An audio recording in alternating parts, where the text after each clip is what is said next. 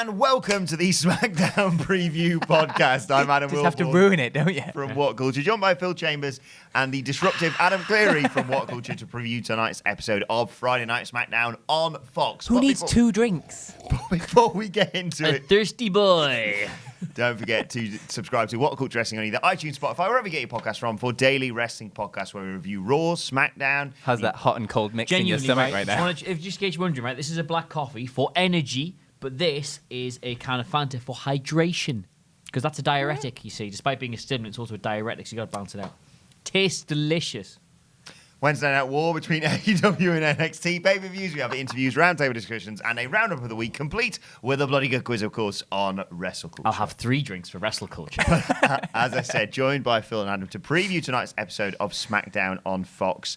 The first SmackDown on Fox without Eric Bischoff at the helm. He's sacked. It's the dawning of a new again era. Also, kind of the first actual SmackDown on Fox, because the first one wasn't really the first one. It had loads of superstars, old stars on it. The next one was the draft. So this is like the first proper episode of SmackDown. And do you think things are going to change without Eric Bischoff? Because by the sounds of things, Bruce Pritchard was already kind of running the show. Sorry, but we should have a little jar, right? We should have a little jar on this somewhere. Every time someone says change, like you have to put £1 in it. Okay. Like the WWE change jar. They're going to change this. And do you think things are going to change when they do this? Would be minted by now.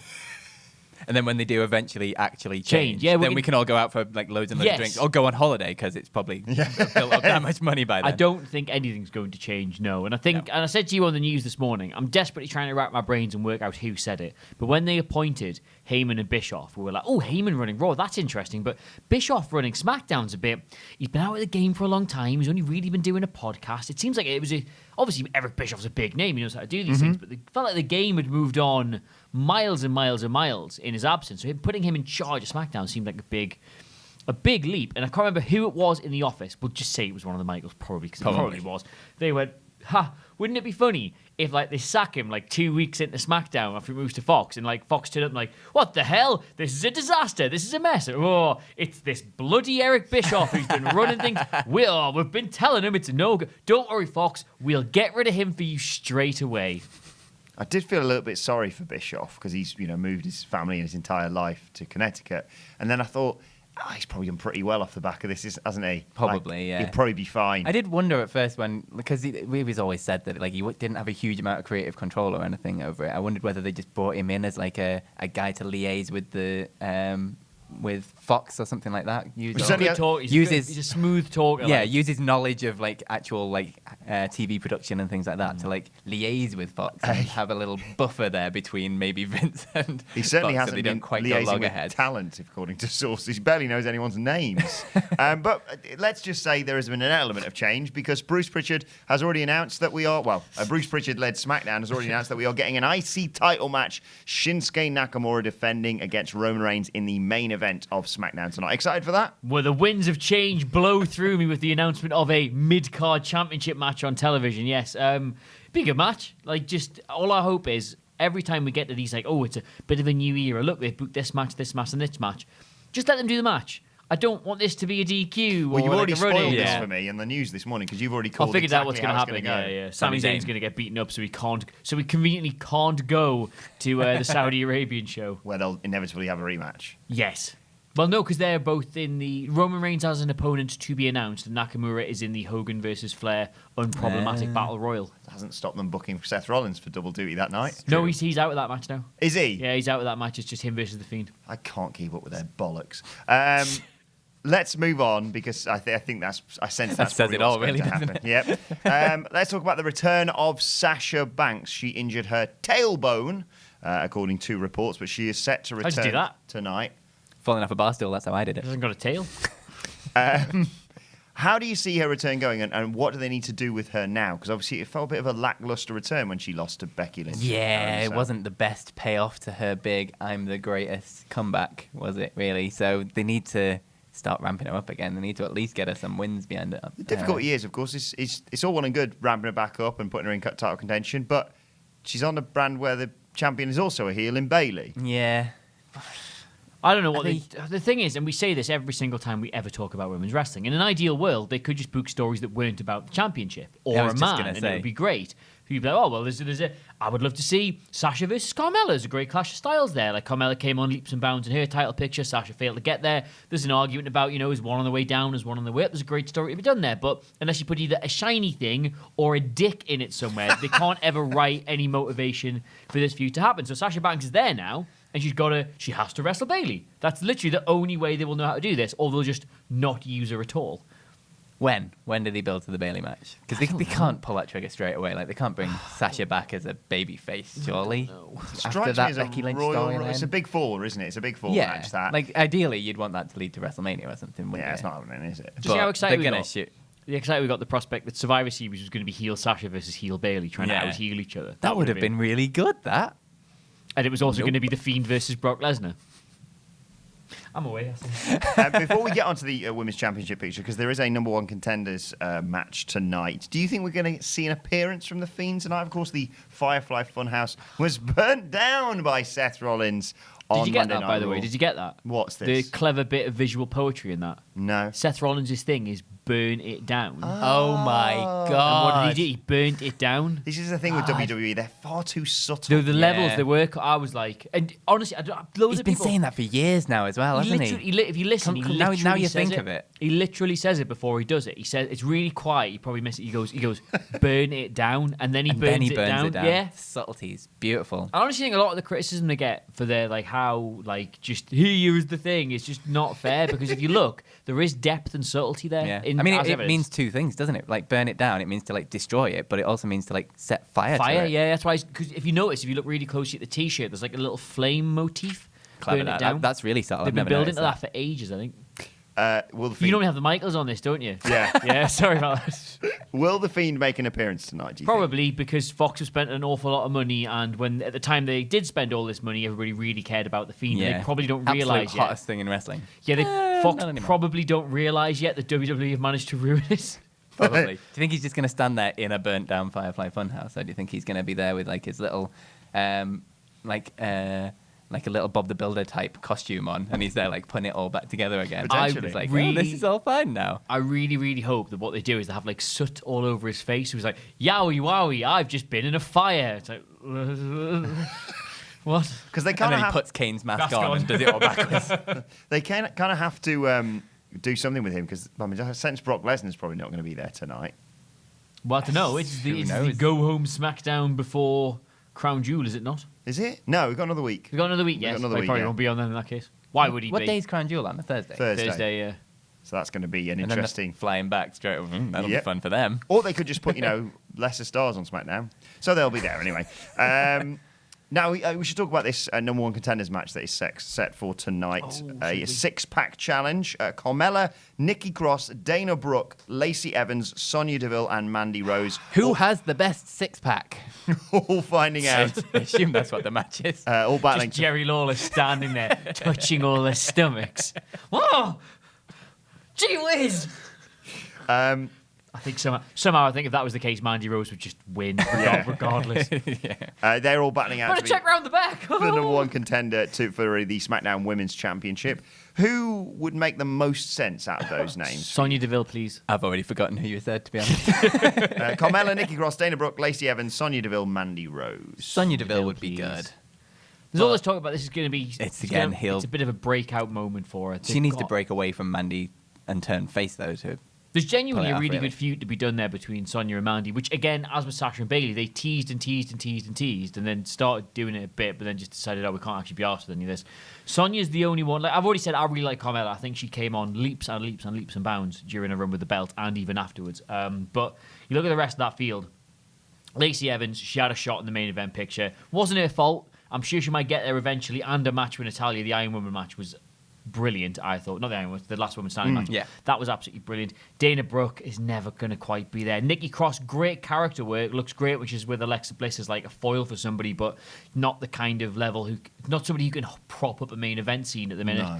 Mandy, they were really hot on her for a while. There was talk that she could do that. She had a bit of back and forth with Naomi where she looked maybe like she was going to do that, but that was over a year ago now. Is it? Sonya's really got to come out of that pack. I think she's the only one realistically who can win that if they're giving it a serious consideration. For me, I'd have Carmella win this. She's an easy opponent to build against Bayley, and then you obviously have Bayley victorious. But This for Crown Jewel as well, is it? This way.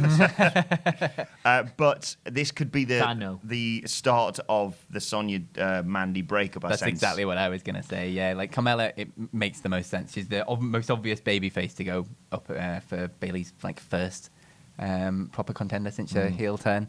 And yeah, so start sowing the seeds because they're going to need more babyfaces on this company on SmackDown to go up against Bayley because they don't have many. I think they should call up Candice. Yeah. Because she's out with the title picture at the minute in NXT. We've seen Rhea Ripley said she's next. Io Shirai said she's next. Bianca Belair said she's next. They're building a really interesting division down there. Tegan Nox has just come back. She was the one who had the face-off with Baszler on NXT. Mm-hmm. It feels like since Candice has lost the championship match, it feels a really long way around to get her back into that picture. If they bring her back in, there's six genuine contenders then, if you include her, whereas SmackDown are crying out for a babyface. And Candice LeRae would be the perfect foil for Bayley as well, because she's almost taken over that role of the sort of beloved by the kids, that kind of genuinely happy-go-lucky babyface kind of thing. They need to do that. What do you think of Bayley's reinvention, kind of a second reinvention, because she had the turn. I like how they somehow managed to reinvent both Bayley and Sasha Banks with haircuts. I was going to say, by reinvention, do you mean her haircut? Yes, and her attacking of the... She did murder the wacky waving inflatable arm flailing tube man. I was on the fence with that. I thought, that's kind of a nice idea. I don't know if the execution's great. Then I saw that clip of the child crying his eyes. I was like, no, take it back. It's the best thing I've ever seen. Yeah, absolutely loved it. I thought it was great. And my favourite thing is it's kind of caught a little bit of, well, in our office at least, Ewan, who has no clue about wrestling, saw this clip of a woman flailing and taking out these Bayley buddies. What did you do it with? It was like a mop handle, but with knives sellotaped to the end. Exactly that. Sort of like that. Prison weapons. Yeah, it was like a mop handle. A sharp end, but it had like two like sharp ends sticking out the end of it. Can and then she Bayley just wailed on them. Can Bayley just have that at all times? Effectively be like WWE Women's Division's like her Jimmy Havoc. Baseball bat or her sledgehammer. Her axe. It's just a stick with knives. But this, it was a weird thing they had with Charlotte winning the title and then her having a bit of another secondary breakdown and finally just embracing the dark side, per se. But yeah, I sense that... I thought the Charlotte winning the title was weird at the time, but the way it sort of rolled round, it's like, oh yeah, they did actually maybe have a plan for this all along. And it was the last straw to break her finally into that character. When you say a plan, do you mean to subtly notch Charlotte up to a world record level of title belts without anybody really noticing she's done it? How many is she at now? 15? Something 14, like that? 14, I think. Getting on. Something ridiculous. But yeah, I think this is the right direction for Bayley going forward. Yeah, it's new. It's invigorated that character. I think it's what you needed. Still going to continue campaigning for replacing the Bayley buddies with giant inflatable middle fingers. That would be I good. do that, but I'm up for it. Whoa, that's all right, you dickheads. How are they going to handle the Bayley-Sasha friendship now, though? Well, I don't really know, because like you say, it was intriguing if they both had championships heading into Survivor Series, and you could, build something there and then deliver on it at, say, WrestleMania time. But, they don't do long-term booking, so what's the bloody point? I don't know. We can try and predict what they're going to do, but no doubt there'll be 3 or 4 different ideas, all of which will happen and none of which will make sense or be consistent. A big tag team match tonight. It is the New Day and Heavy Machinery teaming up to take on the Revival and Rudolph. Is that sticking now, is it? Yeah. Is Rudolph sticking? Yeah. Thank you. That's good. I like it. Obviously, Rudolph just lost the Raw Tag Team Championships. Oh, but do you think now that the titles have changed, there's going to be a change in the way they book the tag team divisions? Because you remember the last 4 times there's been new champions, they've all been like, yeah, we're gonna bring these belts back, and there's going to be a change, guys. There's going to be so much change. Do you think now that they've changed again, there's going to be a change? No, me That's neither. a tenner for the change box right there. Yeah, because they've booked this huge tag team turmoil match thing at Crown Jewel, and this It is huge, isn't it? This is just sort of building towards it. So, I mean, you look at the names in the tag team divisions. AOP just drafted to Monday Night Raw, of course, and it is pretty stacked. You'd have to really go out of your way to balls this up. For years now, they've had the ability to book a fantastic tag team division with the amount of talent that they have, the amount of tag teams. It could be the best in the world. Mm-hmm. what is it though? They are fundamentally not interested in tag team wrestling. Yeah. That's it. That's literally all it is.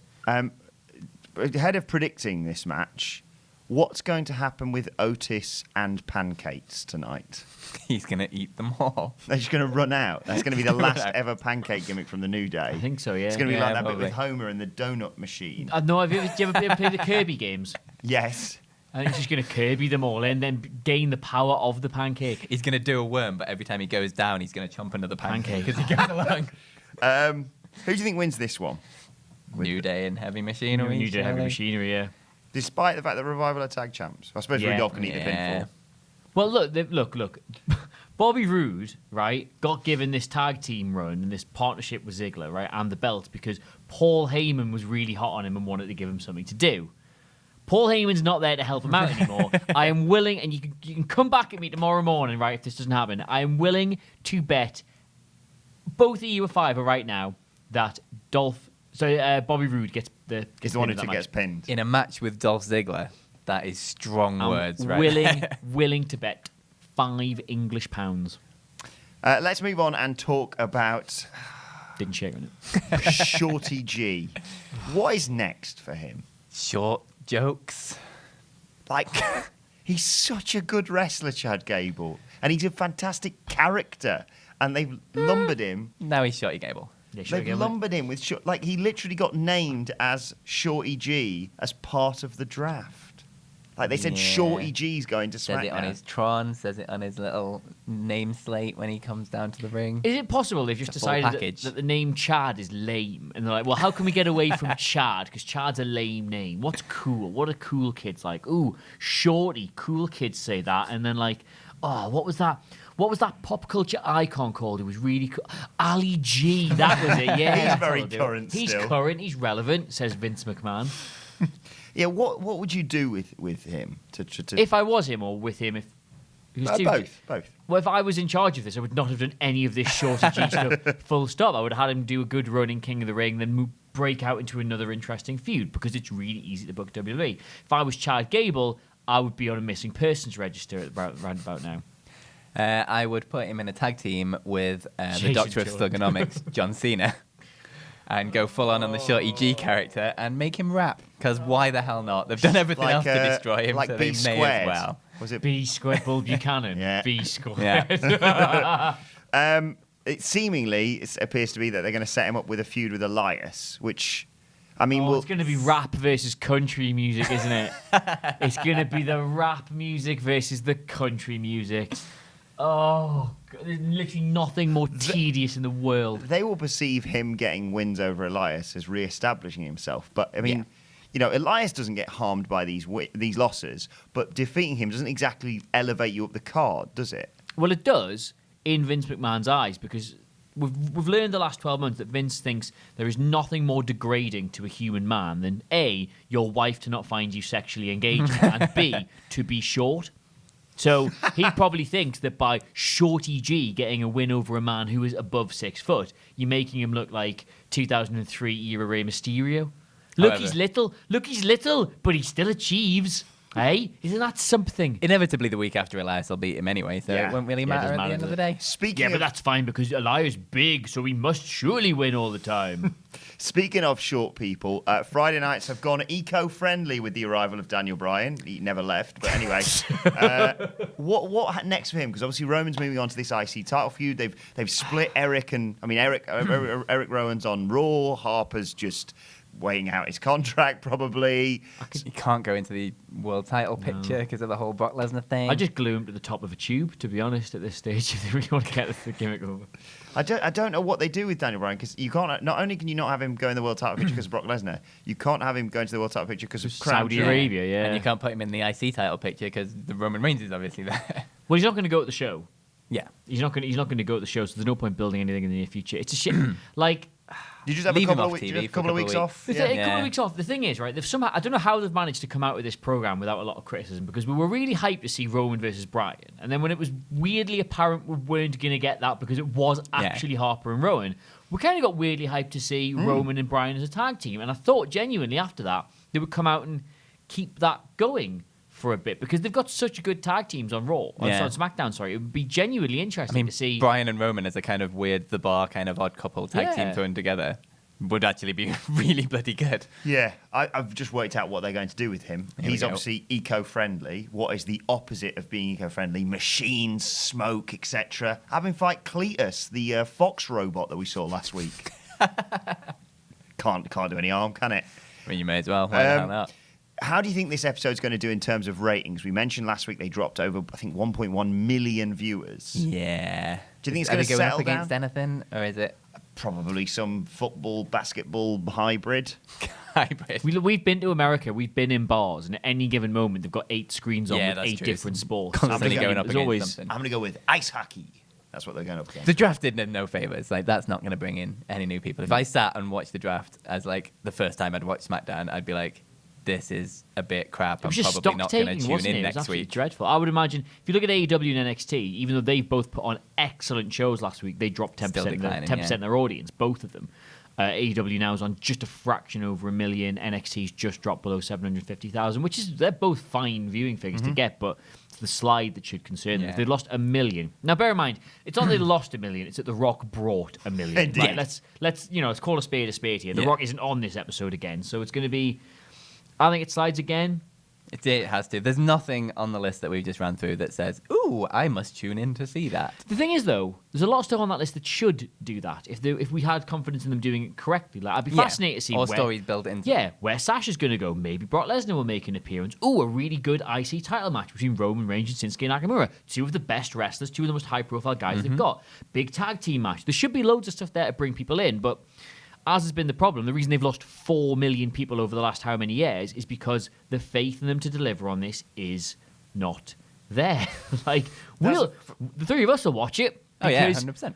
Because we're honor bound and required by our employers to do so. If it wasn't, we'd catch up. Maybe we'd miss the odd one. Maybe we'd watch ups and downs. Maybe we'd just watch ups and downs. Yeah, it's just. It's really difficult to, in theory, on paper, that should be an excellent episode of television. But I imagine, are you in tomorrow? Who's in tomorrow? Just me? I'm in tomorrow. You do too. Yeah. I would imagine we'll sit there and go, oh, I can't believe they did this. I can't believe that. There'll be one or 2 good things, sure, but I doubt we're going to be raving about the quality of the show. That's the first. I hope I'm wrong. I really hope I'm wrong about that. The first priority out of everything, aside from celebrity names and big matches and what have you, is just restoring faith in the brand, isn't it? Yeah. And we've said it time and time again. It's just consistent, logical booking. Like, when we thought we were going to get Roman versus Bryan, we were like, oh, that'll be a good match. Can't wait to see how they build to it. Then it was a complete mess, and they binned it off. We're like, oh, well, I guess we're getting Roman Bryan as a tag team. And even that was a complete mess. And what should have been this really enjoyable feud, it's just been, like, all over the place. Like, how long ago did that box get tipped over? And what have we had? What have we had in all that time out of that feud? One good tag team match. Even Rowan versus Roman, where Harper got involved, wasn't really like nobody was asking for that. Nobody got excited by it. It's just all they need to do is go, right, here's a good match we can do at, say, Survivor Series or at the Royal Rumble. How do we get from here to there in an entertaining way? And we'll just stick with it. We'll not change our mind or bottle it or throw random stuff in there.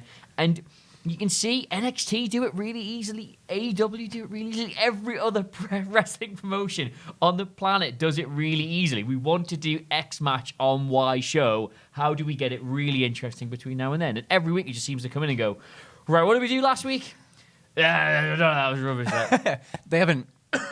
Excuse me. They haven't helped themselves with this either, because the timing of all of this could not really be worse. Like, the first week of SmackDown, fine, like, big show, bringing loads of people, big pop. Then you've immediately gone into a draft, which in theory should have brought in quite a decent rating because it'd be quite interesting, but the payoff to it was absolutely terrible. Now you've got Crown Jewel to get out of the way. Then you've got Survivor Series with the stupid, they always inevitably do Raw versus SmackDown, which completely defeats the entire object of the brand split to begin with, because you don't get to choose a side. You don't get to pick which one's your favorite and who you're going to support going into the pay-per-view. And the fact they've just said prior to the draft, well, these two people may never face each other ever again, except in November as Survivor Series. Yeah. So they've got all these obstacles to get out of the way before they can just get on with creating a TV show. So, yeah, they've kind of shot themselves in the foot. How that's just that week of wrestling where there's a new brand launch and NXT finally got 2 hours on television and SmackDown was going to get a draft and move to Fox and like, oh yeah, by the way, even though everything is going well, we are somehow going to ruin it all with the pay-per-view. One of the greatest weeks of wrestling ever, and then that pay-per-view. And it ended with that match. And I think it's killed off half of our office, to be perfectly honest. Eight people. What were we? A staff of 35 now or something like that. there's There's eight people around the corner. 8 people in today. Well, let's hope Bruce Pritchard can do something drastic to change SmackDown. Come on, Bruce. Come on, Bruce. Come on, Brucey. All right, Bruce. We've got faith in you. Let us know your thoughts ahead of SmackDown in the comment section below. Speaking as a Newcastle fan, not overly confident about what I'm shouting there. And don't forget to like, share, and subscribe. And subscribe to WhatCulture Wrestling on either iTunes, Spotify, wherever you get your podcasts from for daily wrestling podcasts. Phil and Adam will be back tomorrow with the SmackDown review.